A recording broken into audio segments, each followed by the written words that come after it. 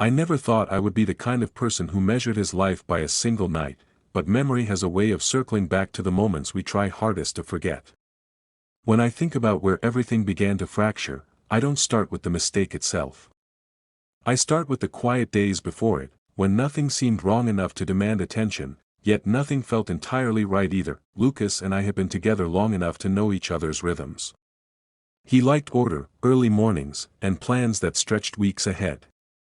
I liked wandering conversations, late nights, and the comfort of things left unsaid. For a long time, those differences balanced us. Lately, though, they felt like opposing tides.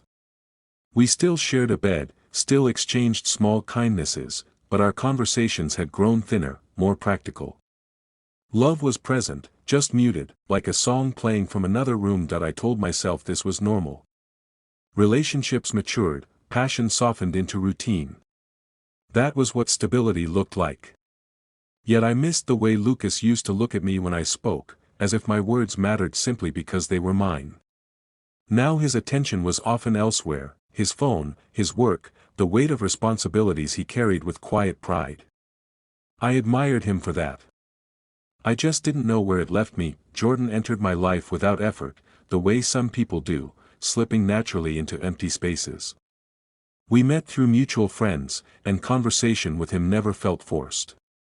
He listened with an ease that made you want to keep talking, made you feel seen without being examined. Where Lucas was careful, Jordan was intuitive.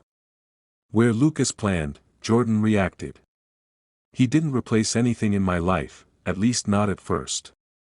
He simply added something I hadn't realized I was missing. At the beginning, my friendship with Jordan felt harmless. We talked about work, music, the odd frustrations of city life. He asked questions Lucas didn't, not because Lucas didn't care, but because Jordan seemed curious in a different way.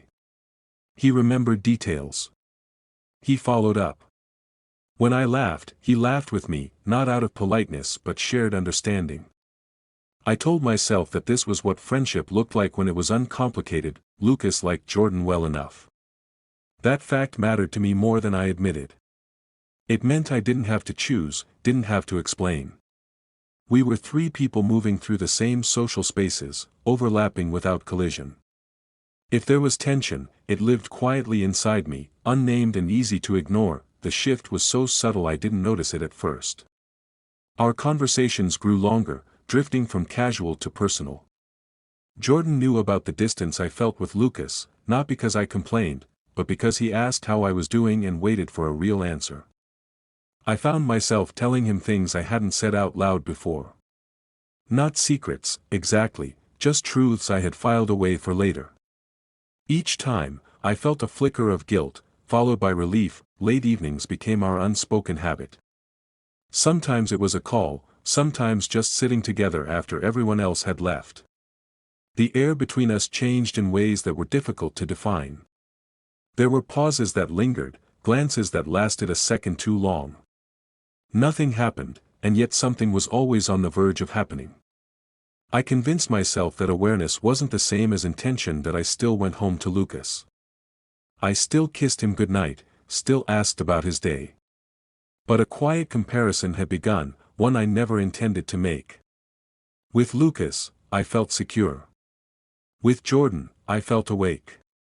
The difference frightened me, so I pretended it wasn't there. The night everything tilted began without drama.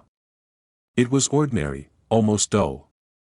Lucas was working late, something he'd mentioned in passing over breakfast. Jordan texted, asking if I wanted company, and I said yes without hesitation. When he arrived, we ordered food, talked about nothing in particular, and let the hours slide by unnoticed.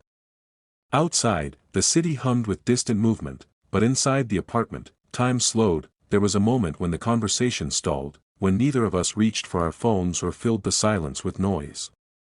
Jordan looked at me, not expectantly, not impatiently, just openly. In that look was an understanding that unsettled me.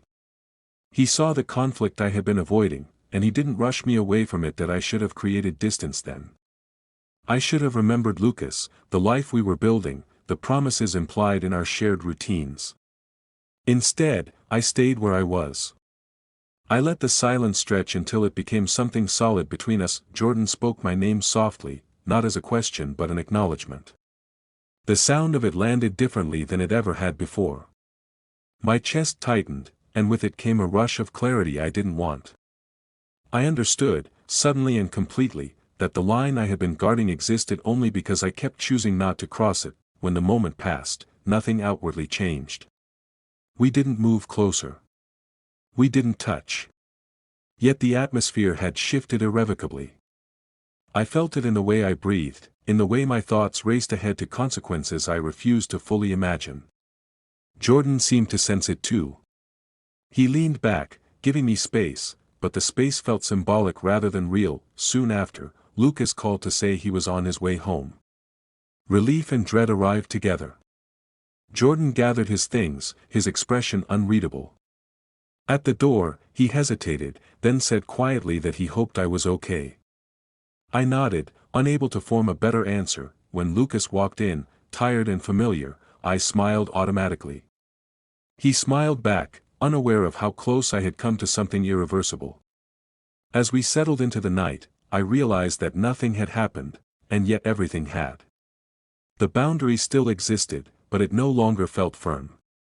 It felt fragile, as though one careless moment could shatter it completely. That was when I understood the danger wasn't in a single choice, but in the choices I had already made.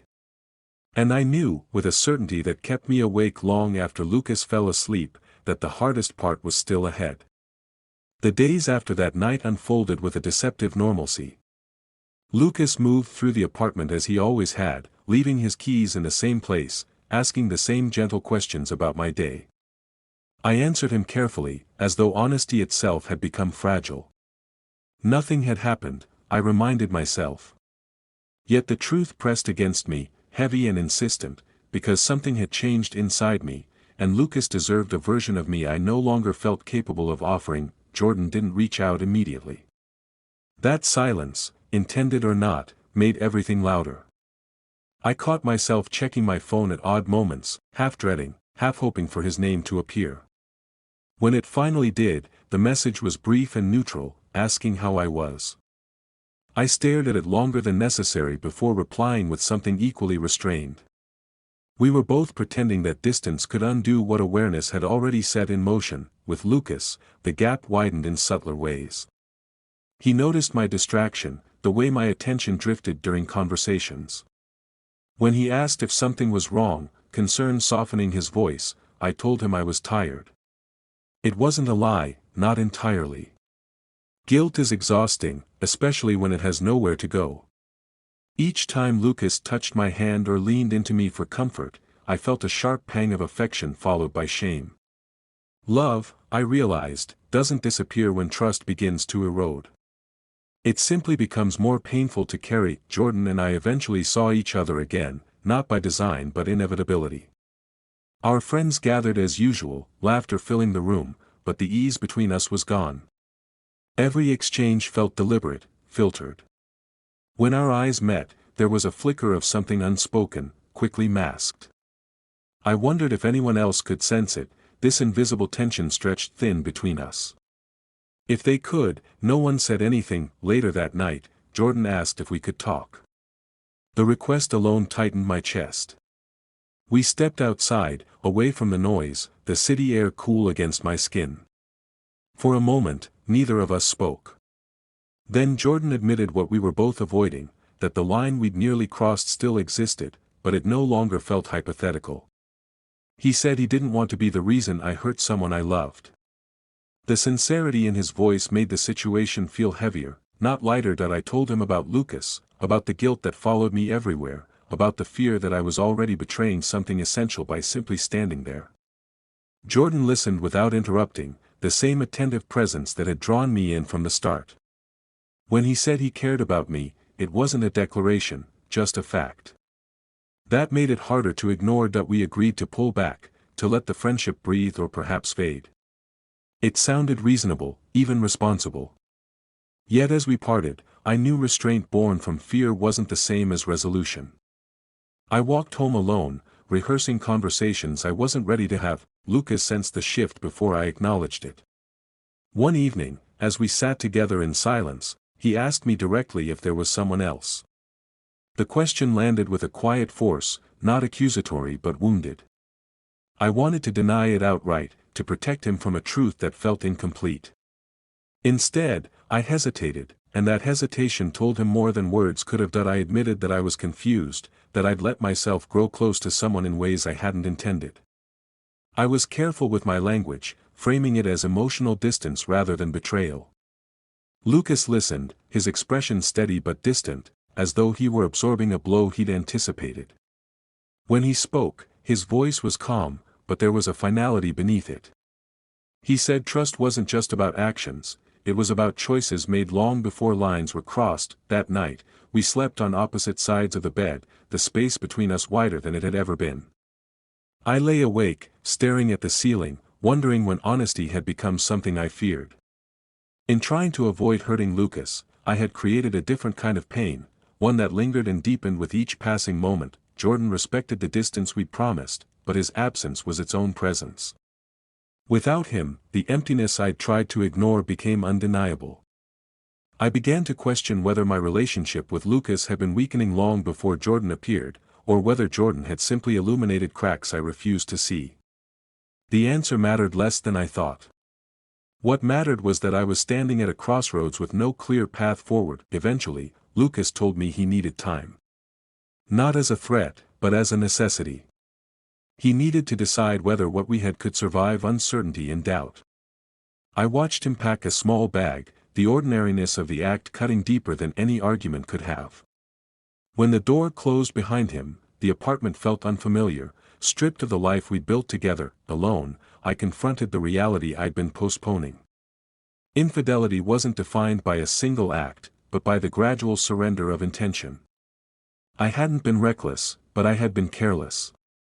I had allowed longing to masquerade as innocence, and in doing so, I had endangered everything that mattered to me. That I don't know yet how this story ends.